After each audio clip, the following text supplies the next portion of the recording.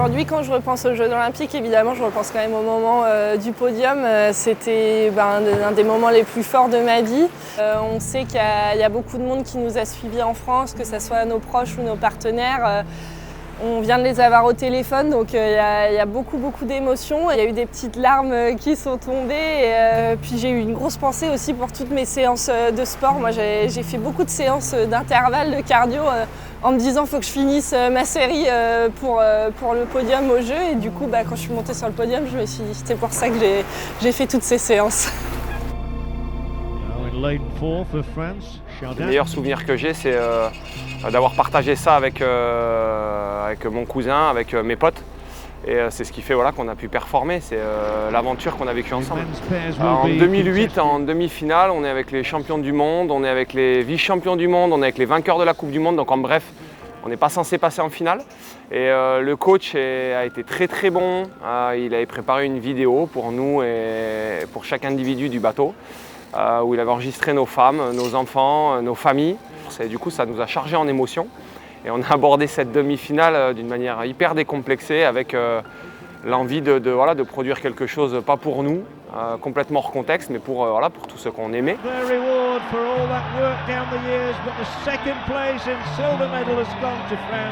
Et c'est ce qui a permis qu'on rentre en finale. Et après en finale, on est médaillé, donc c'était un vrai coup de maître de la part de notre entraîneur.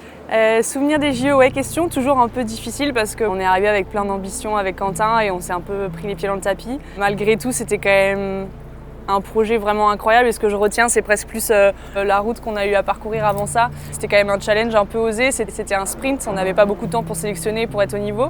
Voilà, c'est vraiment tout ça que je garde de positif et les Jeux en soi, aussi une expérience de dingue, on va pas se mentir. Hyper fière d'avoir pu aller me battre à Tokyo et je pense que ça a été une super formation pour la suite.